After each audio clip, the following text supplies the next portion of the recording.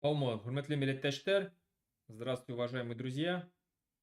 Если меня видно, слышно, прошу, напишите в комментариях.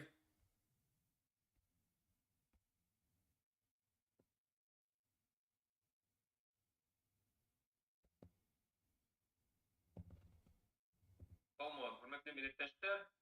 Здравствуйте, уважаемые друзья. Если меня видно, слышно, прошу, напишите в комментариях. Так, я надеюсь, что слышно. Да, подтвердили. Спасибо.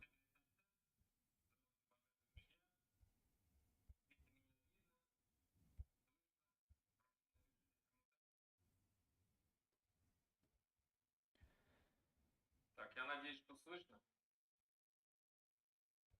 Так, двойное эхо пошло.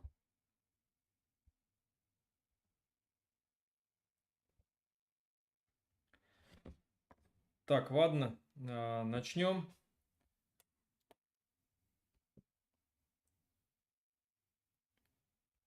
Так, сразу хочу сказать, что я не вижу здесь тех комментариев, которые вы пишете у меня в YouTube. Я еще пока здесь как бы не до конца настроил, не до конца разобрался.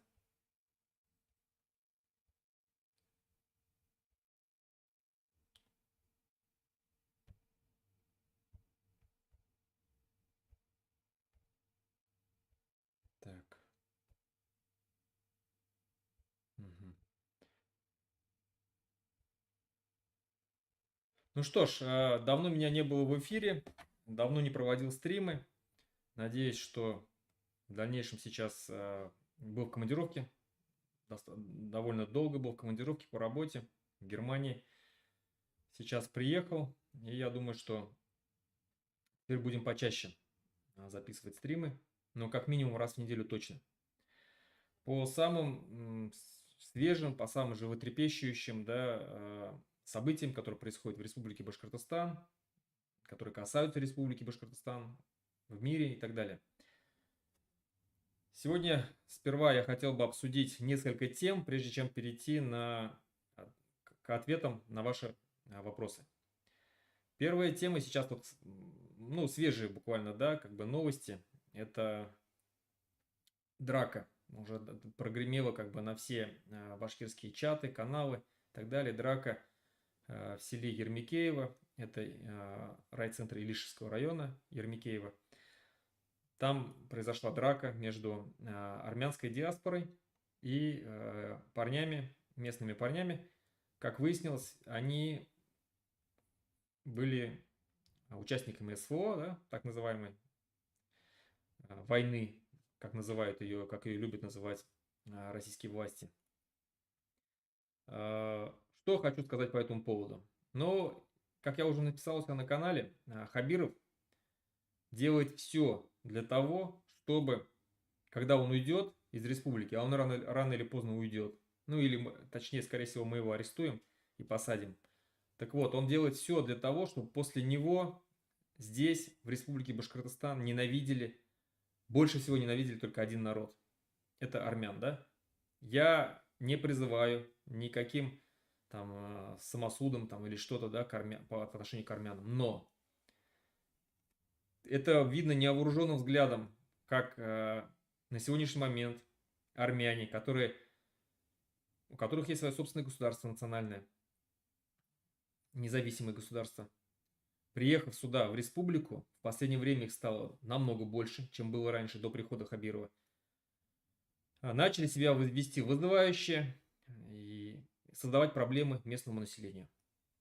Все это благодаря тому, что они являются, а, скажем так, одной национальности с женой Хабирова, Корене Хабировой, да, или в девичьей фамилии Бабаян, да, у них была. Так вот, армяне, вот если взять другие народы, которые, да, живут у нас, ну, как правило, никто не создает проблем. Вообще никто не создает никаких проблем. Живем мирно там с разными национальностями, которые у нас есть. Но вот одна национальность, которая есть в республике, и она постоянно создает проблемы. Постоянно какие-то конфликты, постоянно какие-то драки, стрелки. Это вот одна нация, армянская нация. Я не знаю, почему так. Но, скорее всего, у меня только один здесь вывод. Только то, что эти люди пользуются максимальной поддержкой со стороны властей, со стороны правоохранительных органов, со стороны силовиков. Чувствуют это. Ну и, соответственно, борзеют. Мы помним, как Рамилю Саитову посадили только за то, что она задала вопрос армянским девушкам, почему сегодня так много армян в республике. Ну, вроде бы, да, провокационный вопрос, но в нем никакого криминала нету. Но ее посадили и дали 3 года за это. Это, как выяснилось потом, это был заказ именно от жены Ради Хабирова. Непосредственно вот она очень сильно взбеленилась, очень сильно взъелась на Рамилю Саитову и потребовала от мужа, от своего, от Ради Хабирова, чтобы Рамилю Саитову посадили. Ее посадили, ей дали 3 года, она эти 3 года отсидела, вышла, и буквально через полгода ее снова посадили, да? Мы знаем уже за то, что она призывала башкирских парней не участвовать в войне. Вот. Мы помним Кармаскалинское дело, когда армяне сами же спровоцировали конфликт, звонили и вызывали там на стрелку башкирским парням. В итоге, когда парни туда поехали разговаривать, никто не собирался там их бить, ничего. Их по дороге встретил ОМОН, СОБР, там, Гром и так далее, и всех избили, посадили. В итоге посадили за что? За то, что якобы они собирались что-то там плохое сделать. Это было впервые в России такое применение уголовного дела, скажем,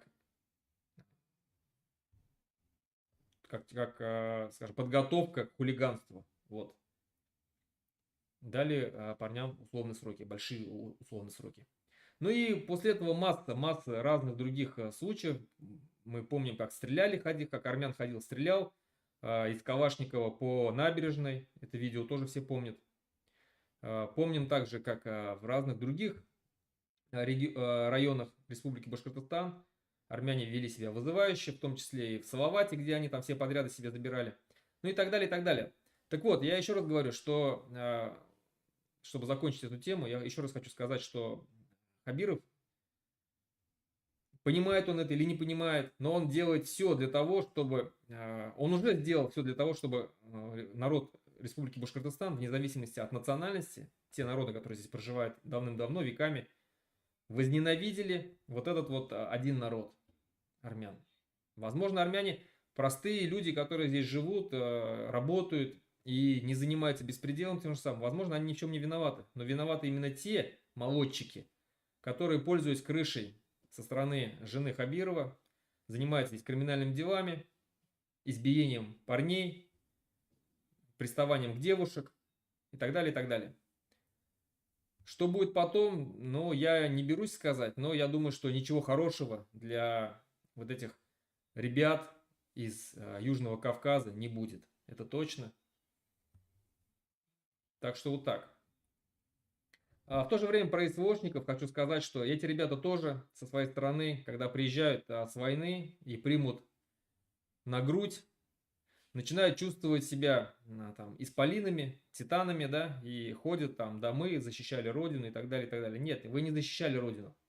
Вы были оккупантами, вы ездили воевать, захватывать чужую землю, разрушать города, убивать ее мирных жителей на чужую территорию, в независимую страну, на которую Россия напала. На Россию никто не нападал. Так что вы, ну, вы оккупанты, то есть для вас, к вам тоже как бы соответствующее отношение. Теперь, потому что возвращаются на сегодняшний момент с СВО только контрактники. То есть те, кто сами добровольно пошли туда. Добровольцы, контрактники и так далее, и так далее. Те, кого мы мобилизовали, они до сих пор еще там. И они максимум приезжают только в отпуск и сразу же их обратно отправляют. Теперь еще одну новость хотел прокомментировать. Это новость о том, что в детских лагерях Орленок и, по-моему, еще один лагерь. Мы помним новость, да, которая тоже освещалась достаточно широко в СМИ в Республике Башкортостан, о том, что из Белгорода к нам завезли там что-то около 200 детей, что ли, и их разместили в пионерских лагерях. Ну вот эти дети, почувствовав, видать, отношение руководства республики, отношение руководства этих лагерей, детских лагерей, напоследок, вот, перед тем, как уехать, разгромили полностью, да, практически там весь лагерь, где они жили, разбили окна, там двери и так далее, и так далее. Что хочется сказать? То есть вот эти дети, вот их жалеет там, да, руководство республики, зовет их сюда. Я не вижу в этом никакого толка. Не надо никого везти к нам сюда в республику. Не надо к нам сюда никого переселять. Ни из Белгорода, ни еще из откуда. Не надо. Расселяйте у себя в Москве, расселяйте у себя в Санкт-Петербурге. К нам не надо сюда везти, нам не надо создавать лишних проблем. У нас и без вас, и без вот этих вот ребят, без этих вот беженцев у нас очень много проблем. Не мы войну эту не начинали. Наш народ Республики Башкортостан эту войну не начинал. И нам не нужно абсолютно здесь сюда вести людей. Если бы понимаю, как после Вторая мировая война, когда Гитлер напал на СССР, тогда да, там это понятно. Там люди подверглись различным нападениям, разрушениям домов, убийствам и так далее, да, чем занимались, да, фашисты. Понятно, когда их везли сюда, мы им помогали. Но абсолютно непонятно, что когда Россия сама напала на другую страну, и в ответ начали прилетать какие-то ракеты, там, дроны и так далее по Белгородской области, и этих людей сейчас ведут к нам. Не надо везти. Москва начала, в Москву и отправляйте. Пусть в Кремле расселяют, там, я не знаю, там, на Манежке или где еще там, да, в Воробьевых горах и так далее, и так далее. Пожалуйста, в Сокольниках. К нам не надо. Нам и без вас хватает здесь проблем и бед. Я думаю, что вот это будет уроком, да, когда за благодарность заплатили погромами и разгромами, да. Еще хотел, еще две новости хотел, да, прокомментировать, прежде чем начать отвечать на ваши вопросы.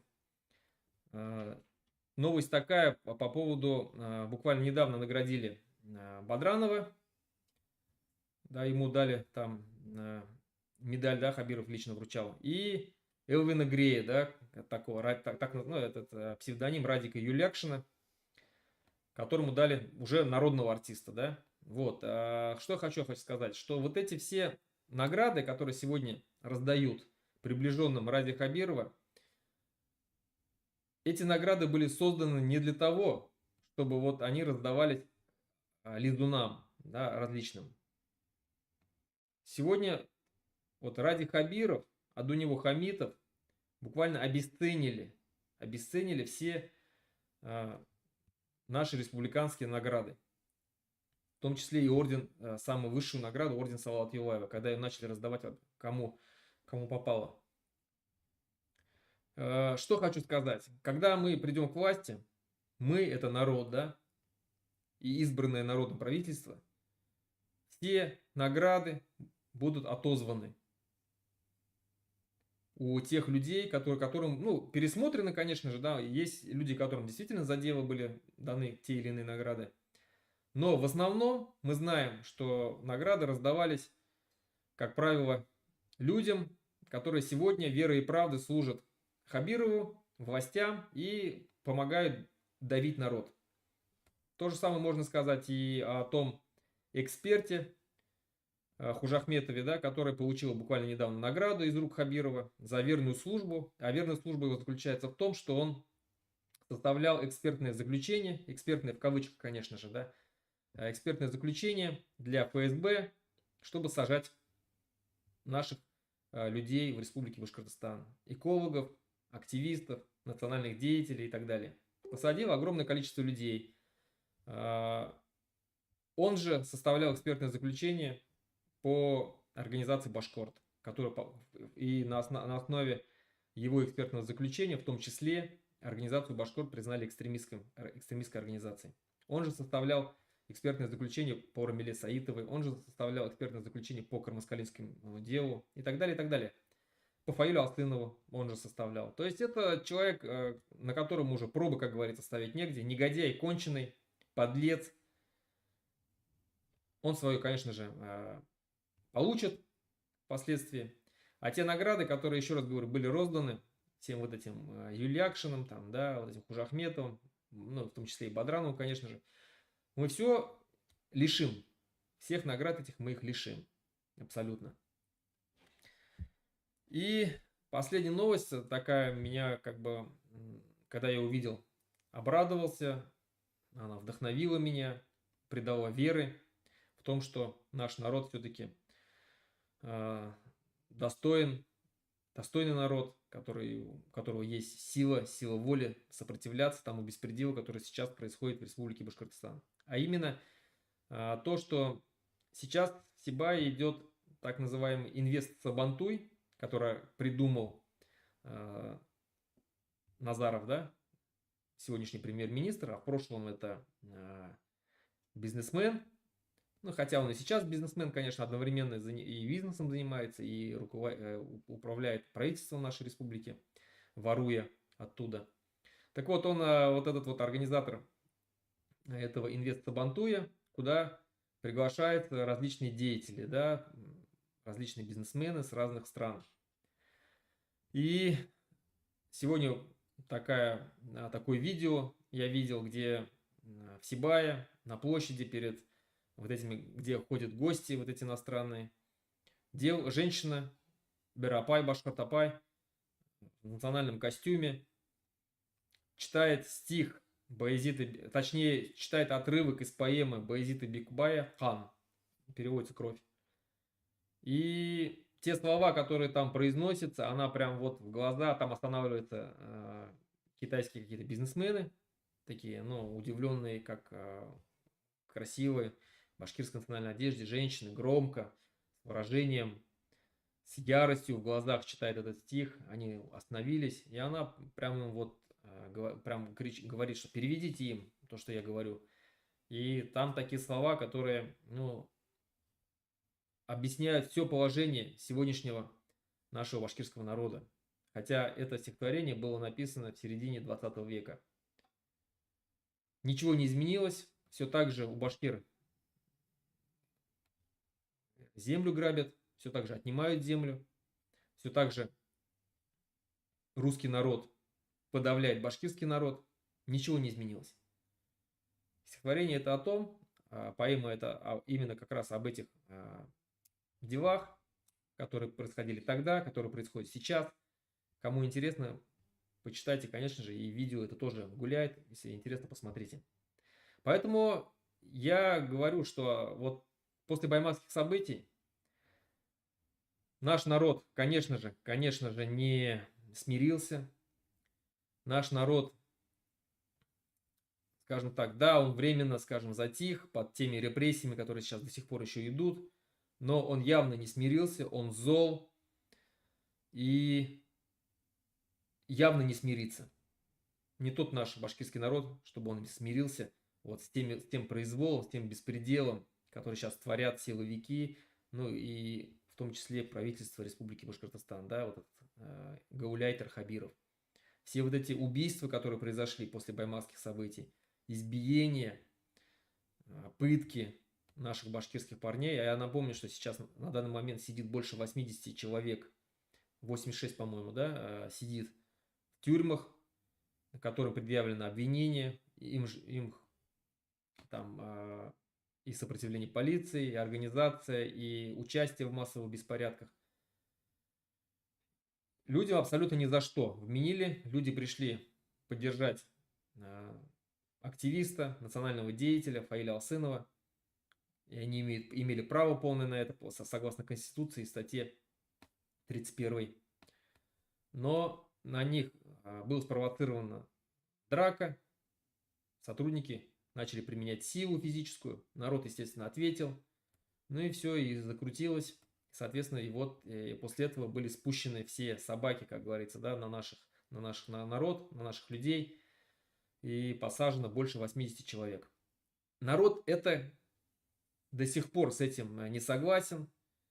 Я понимаю, что там многие пишут огромное количество различных там обращений к Путину, к Бастрыкину и так далее, и так далее. Но это все бесполезно. Это все бесполезно, и я не вижу смысла никакого.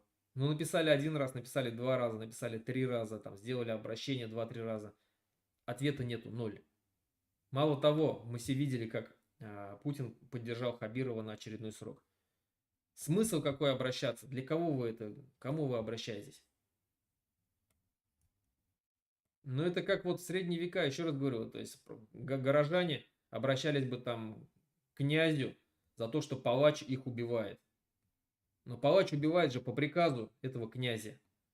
Какой смысл жаловаться на палача, который исполняет свою работу? То же самое, что вы жалуетесь на беспредел силовиков, на вот эти уголовные дела, которые были открыты Путину. Путин же сам лично вот это все, вы думаете, он не в курсе, что ли, что происходит в Республике Башкортостан? Эти события, они облетели весь мир.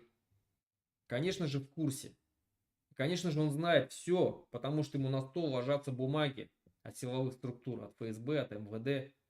И жаловаться Путину на верных слуг путинских в лице ФСБ, МВД, Следственного комитета бесполезно и бессмысленно.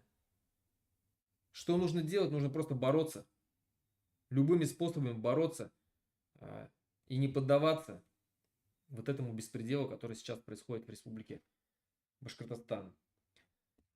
Так, теперь я сейчас отвечу на вопросы, которые мне написали сегодня.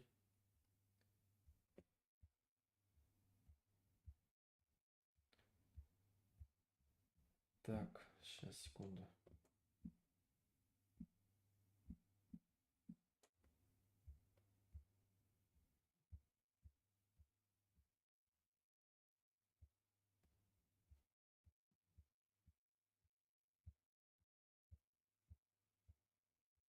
Угу. Вот. Первый вопрос пришел такой. Будет ли легализована марихуана в Республике Башкортостан, когда она станет независимым государством? Ну, вопрос такой, знаете, который, я не думаю, что он очень интересен большинству граждан. На фоне того, что в последнее время очень много в каких государствах начали легализовывать марихуану, да, возможно, человек по этому поводу спрашивает. Отвечу так, что марихуана это наркотик. В этом будет разбираться, конечно же, специальная комиссия, которая имеет компетенции подобные, да, она будет изучать опыт в мире, нужно нам это или не нужно. Одно скажу точно, что алкоголь, который у нас сегодня продается в свободной продаже, и с которым так боролась организация Башкорт, вот алкоголь намного больше вреда приносит, чем марихуана. Намного больше. Почему? Потому что под 90 с лишним процентов совершенных преступлений происходит под воздействием алкоголя. Избиения, драки, убийства, изнасилования, грабежи и так далее, и так далее. Бытовые конфликты. Все в основном происходит на почве именно алкоголя. Я как бы не слышу, чтобы там человек накуренный под анашой ходил там, да, и пытался кого-то убить. Ничего подобного.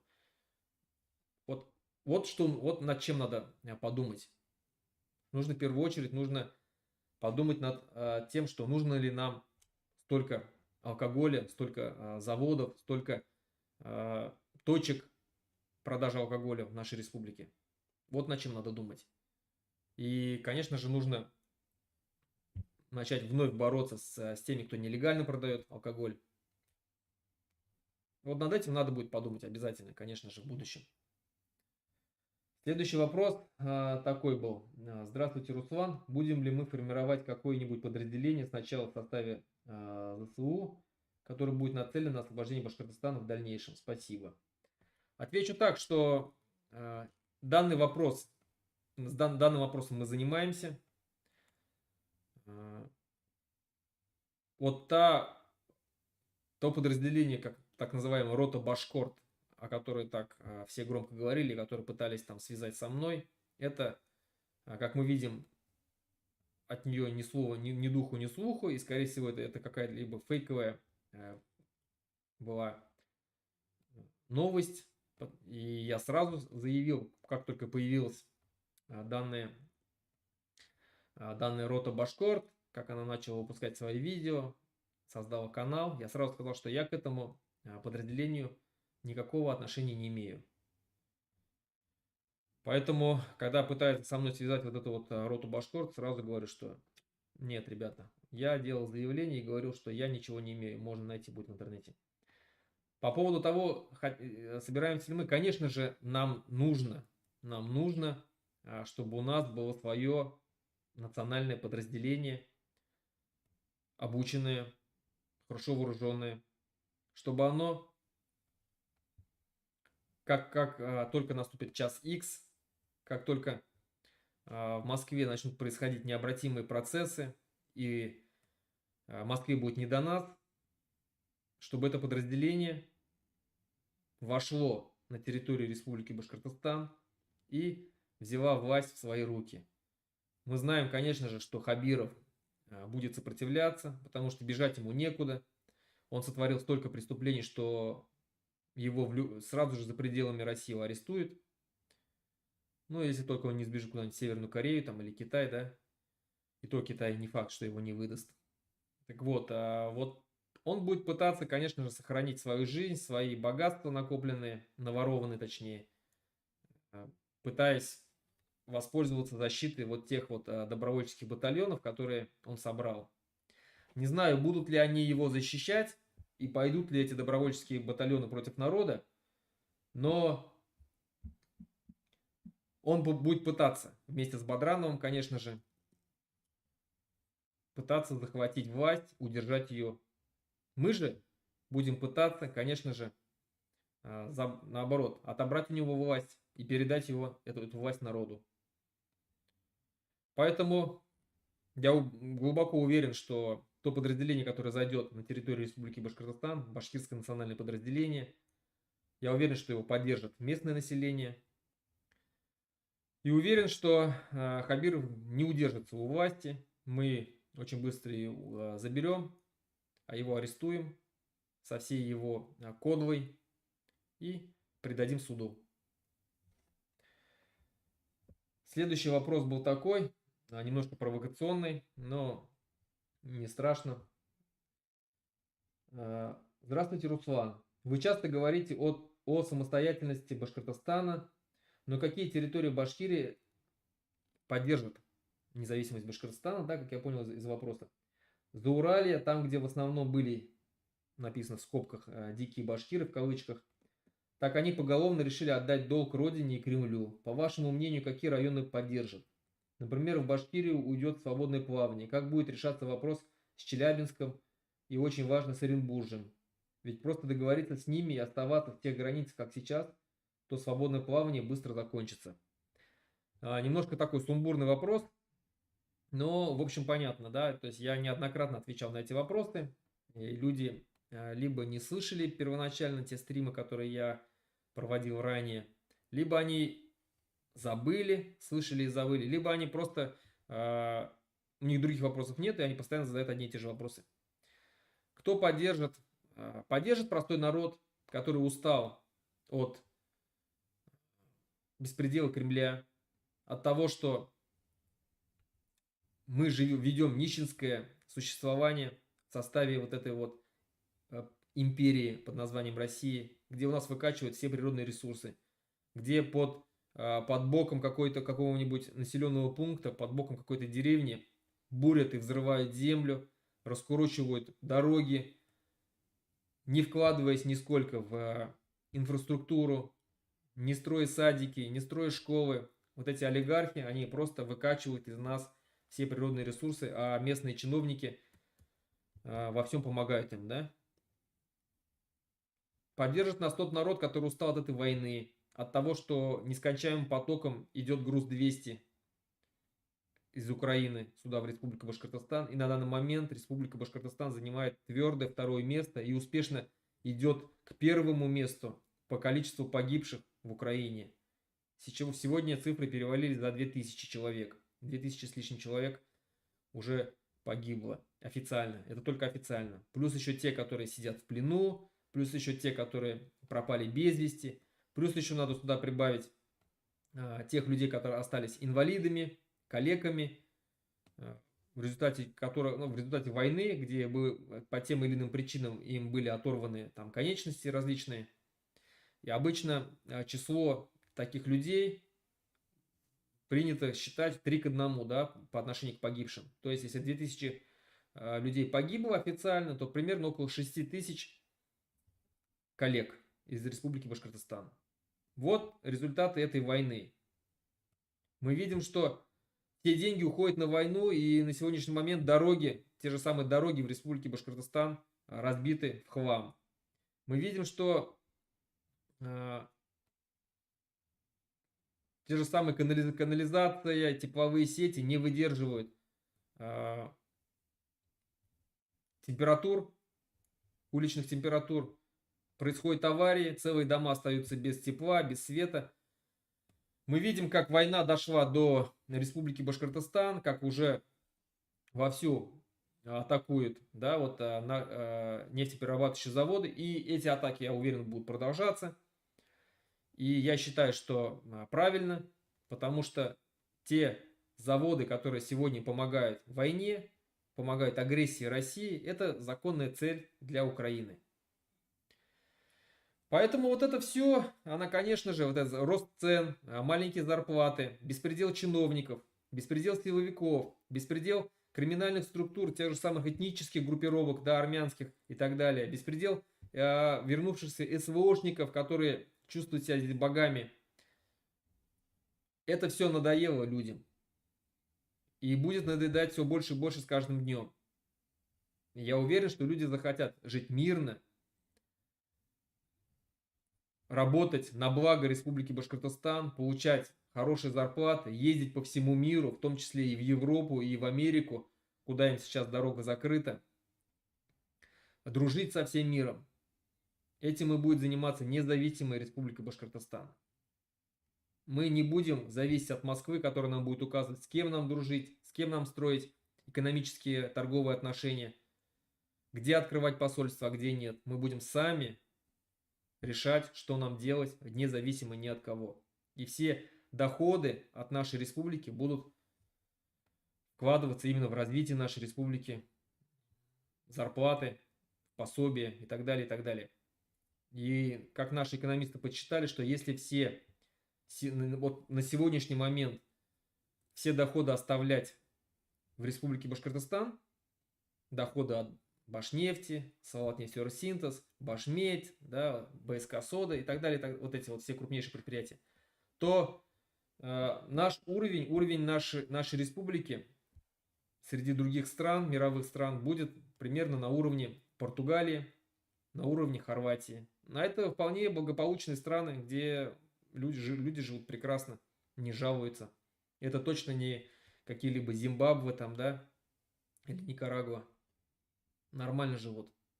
Поэтому я считаю, что у нас все получится. У нас для этого все есть, весь потенциал. Так, сейчас посмотрим еще вот здесь, какие вопросы есть. Так, ну здесь повторили вопрос. Руслан, есть ли какая-нибудь информация о национальной освободительной армии? Работаем над этим. И я думаю, что мы работаем успешно. И я думаю, что скоро мы объявим новость. Также хочу напомнить, что вы можете, если у вас есть желание, во-первых, подписывайтесь на мой канал, ставьте лайки, распространяйте его. И если есть желание, вы можете помочь по тем реквизитам, которые я указал, на развитие канала, на развитие нашей политической деятельности. Так.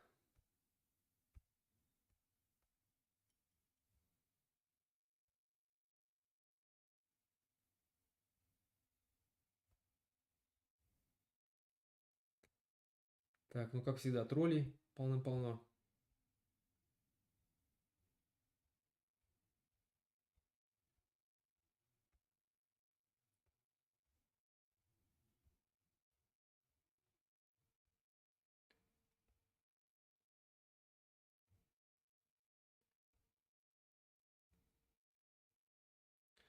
Здравствуйте.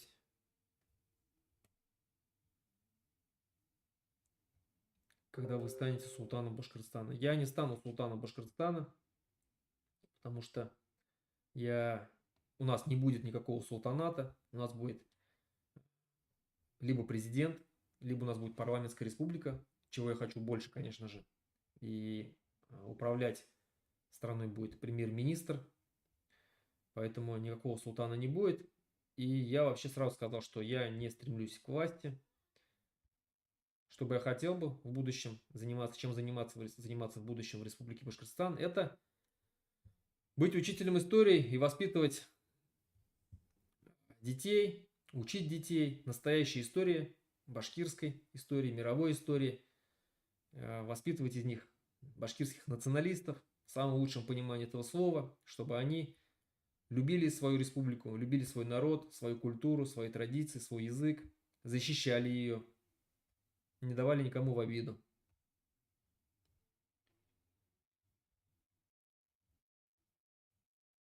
Так,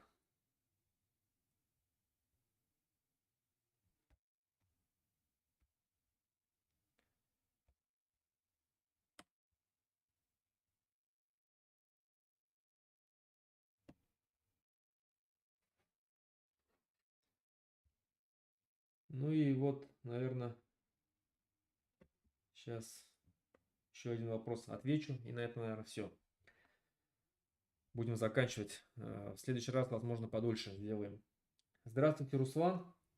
Можете рассказать об итогах своей поездки в Украину на международной конференции и каких договоренностей удалось заключить в ходе общения с украинскими политиками, а также, что если Москва ликвидирует республики, так как об этом многие пишут, идет подготовка о единстве народа от власти. Что, ну, что делать, да, я так понимаю.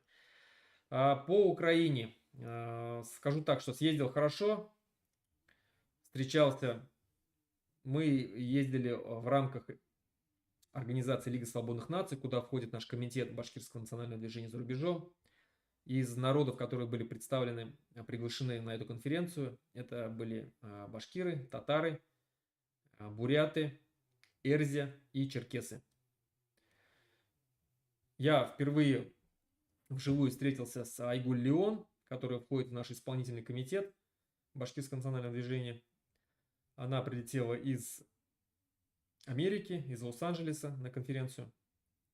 Вместе выступали, она на одной панели, я на другой панели. Рассказывали свое видение, что мы думаем, что мы хотим, как национальное движение, что ждем. После там достаточно были серьезные влиятельные гости. Это депутаты Верховной Рады Украины, это различные политики, это различные ученые, идеологи, представители силовых структур. После того, как на конференции был подписан меморандум о взаимодействии и сотрудничестве между Лигой свободных наций и комиссией, вот этой комиссии, которая занимается непосредственно поддержкой коренных народов Российской Федерации в Верховной Раде.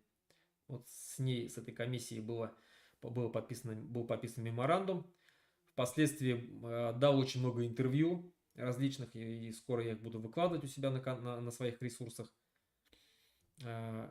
Как различным СМИ, так и различным каналам украинским.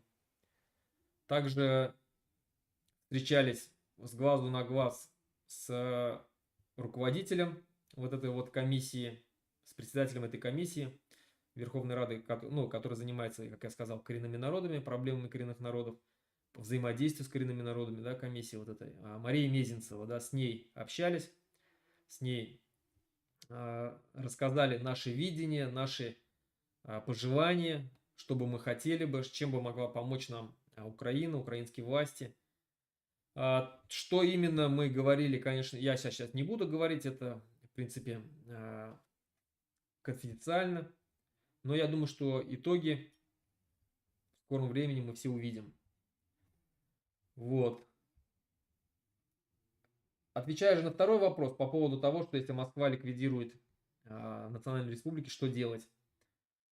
Очень сложный вопрос. Я думаю, что на этот вопрос мы ответим в следующий раз, потому что он очень достаточно обширный, широкий, а время уже подходит к концу. Я запланировал где-то 40 минут, они 40 минут эти прошли. И думаю, что на этом все. До следующего стрима. Следующий стрим сделан среди недели. Я об этом напишу, возможно, в среду. Поэтому подготавливайте вопросы, пишите в чат-бот, который указан у меня в телеграм-канале. Тот самый из Башкорт. Прям так и набирайте тот самый из Башкорт, кто еще не подписан в поисковике телеграм-канал, и он сразу выйдет. Пишите вопросы, подписывайтесь на мой канал, читайте сайт, который открылся у меня. Ссылки все в описании есть. Подписывайтесь на мой YouTube канал, ставьте лайки, распространяйте видео. И кто хочет задонатить, помочь, здесь тоже указано в описании, как это сделать. Всем рахмет, хау, hurmatli milletdaşlar, milletçiler, Башкортостан халкы.